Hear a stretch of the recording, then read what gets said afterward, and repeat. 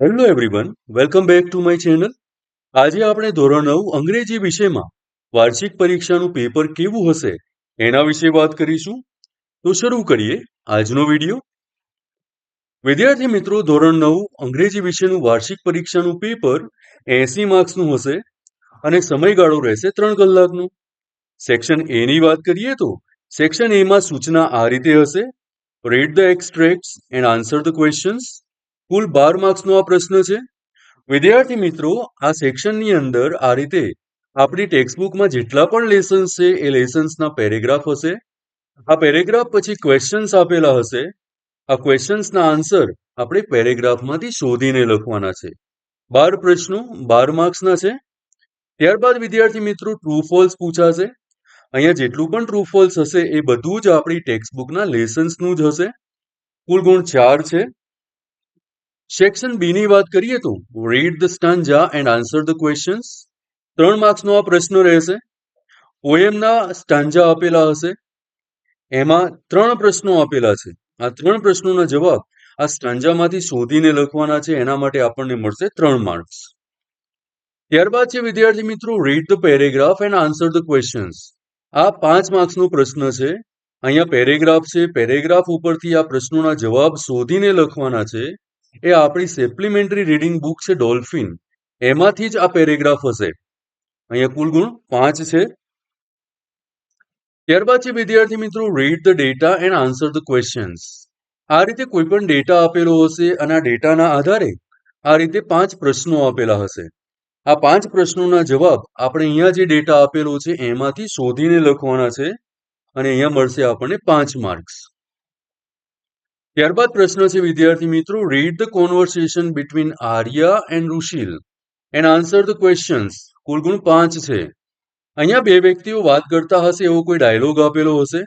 આ ડાયલોગના અંતે ક્વેશ્ચન્સ આપેલા હશે આ રીતે, અને આ ક્વેશ્ચન્સના આન્સર એ ડાયલોગમાંથી શોધીને લખવાના છે અને એ પ્રશ્ન રહેશે 5 માર્ક્સનો. સેક્શન સી ની વાત કરીએ તો match the language functions with the sentences. 3 માર્ક્સનો પ્રશ્ન છે. વિદ્યાર્થી મિત્રો, આ ફંક્શનલ ગ્રામર છે. અહીંયા એ અને બી આ રીતે આપેલું હશે. અહીંયા એ સેક્શનમાં જેટલા પણ સેન્ટેન્સીસ આપેલા છે એમાં કયા ફંક્શનનો ઉપયોગ થયો છે એ બી માંથી શોધવાનું છે અને એની સામે જવાબ લખવાનો છે. આના માટે મળશે 3 માર્ક્સ. વિદ્યાર્થી મિત્રો, એના પછી પણ ફંક્શનલ ગ્રામર આધારિત જ ક્વેશ્ચન છે જે 3 માર્ક્સનું રહેશે. અહીંયા 4 ઓપ્શન્સ પણ આપેલા છે. અહીંયા જે ફંક્શનની વાત કરી હોય એ ફંક્શનનું સેન્ટેન્સ સિલેક્ટ કરવાનું છે અને આપણે લખવાનું છે. 3 પ્રશ્નો રહેશે. 3 પ્રશ્નોના જવાબ 3 માર્ક્સના રહેશે. એના પછી પણ વિદ્યાર્થી મિત્રો ફંક્શનલ ગ્રામર ઉપર જ આ એક્સરસાઇઝ છે 3 માર્ક્સની. અહીંયા પણ ઓપ્શન્સ આપેલા જ હશે. ઓપ્શન આપેલા હોય એમાંથી યોગ્ય ફંક્શન જે બ્રેકેટમાં આપેલું છે એ શોધવાનું છે અને એના માટે આપણને મળશે 3 માર્ક્સ. વિદ્યાર્થી મિત્રો, ત્યારબાદ ક્વેશ્ચન નંબર 44. અહીંયા આ રીતે ઓપ્શન્સ આપેલા હશે. આ ઓપ્શન્સની મદદથી આ બ્લેન્ક કમ્પ્લીટ કરવાની છે. 3 માર્ક્સની આ બ્લેન્ક્સ છે. અહીંયા મોટે ભાગે એવું જ પ્રશ્ન પૂછાય છે કે જે આપણા ટેક્સ્ટબુકના આધારિત પ્રશ્ન હોય. એના પછી વિદ્યાર્થી મિત્રો સિમિલર વર્ડ્સ. સિમિલર વર્ડ એટલે સમાનાર્થી શબ્દો. 3 માર્ક્સના પૂછાશે. અહીંયા જે શબ્દો આપેલા છે એની સામે ઓપ્શન પણ આપેલા છે. યોગ્ય ઓપ્શન સિલેક્ટ કરવાનું છે. એના માટે આપણને 3 માર્ક્સ મળશે. સેક્શન ડી છે વિદ્યાર્થી મિત્રો ડાયરેક્ટ ઇનડાયરેક્ટ. હવે તો ડાયરેક્ટ ઇનડાયરેક્ટ ખાલી જગ્યા ફોર્મમાં પૂછાય છે. આ પેરેગ્રાફ છે. એના મોટા ભાગે આન્સર્સ આપેલા છે, પણ જ્યાં બ્લેન્ક્સ છે એ બ્લેન્ક્સ આ ઓપ્શનમાંથી પૂરવાની છે. એના માટે આ પેરેગ્રાફની મદદ લેવાની છે અને યોગ્ય ઓપ્શન આ બ્લેન્કમાં લખવાથી આપણને 2 માર્ક્સ મળશે. ત્યારબાદ વિદ્યાર્થી મિત્રો છે કંજક્શન. આ બ્રેકેટમાં આપેલા જ છે કંજક્શન. યોગ્ય કંજક્શનનો ઉપયોગ કરી આ વાક્યોને જોડવાના છે. આ પ્રશ્ન 3 માર્ક્સનું રહેશે. ત્યારબાદ ફરીવાર બ્લેન્ક્સ છે. એમાં પણ આપણને ઓપ્શન્સ આપેલા જ હશે. યોગ્ય ઓપ્શન સિલેક્ટ કરવાનું છે. એના માટે 3 માર્ક્સ મળશે. વિદ્યાર્થી મિત્રો ડુ એઝ ડાયરેક્ટેડ. અહીંયા આપણને વર્તમાનકાળનું ભૂતકાળ પૂછેલું છે અને એક વચનનું બહુવચન પૂછેલું છે. આ ઉપરાંત એક્ટિવ પેસિવ પૂછી શકાય, ચેન્જ ધ જેન્ડર પણ પૂછી શકાય. આ ડુ એઝ ડાયરેક્ટેડ કુલ 4 માર્ક્સનું છે.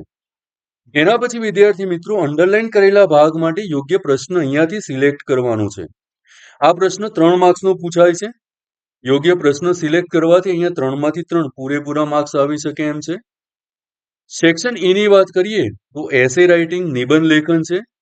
3 નિબંધ આપેલા હશે, 3માંથી આપણે કોઈ એક નિબંધ લખવાનો છે. 6 માર્ક્સનો આ પ્રશ્ન છે. ત્યારબાદ વિદ્યાર્થી મિત્રો ઈમેલ રાઇટિંગ અને ઈમેલ રાઇટિંગના અથવામાં રિપોર્ટ રાઇટિંગ છે. આ બેમાંથી તમને જે સારું આવડતું હોય એ લખવાનું. એના માટે 5 માર્ક્સ મળશે. અને છેલ્લો પ્રશ્ન છે describe the picture in 10 sentences. આ રીતે કોઈ પિક્ચર આપેલું હશે અને 10 સેન્ટેન્સીસમાં ડિસ્ક્રાઇબ કરવાનું છે, વર્ણન કરવાનું છે. એના માટે તમને 5 માર્ક્સ મળશે. તો બસ વિદ્યાર્થી મિત્રો, આપણી વાર્ષિક પરીક્ષાની પેપર સ્ટાઇલ આ રીતની રહેશે. મને આશા છે કે આજનો આ વિડીયો તમારા માટે ઉપયોગી રહેશે. Thank you.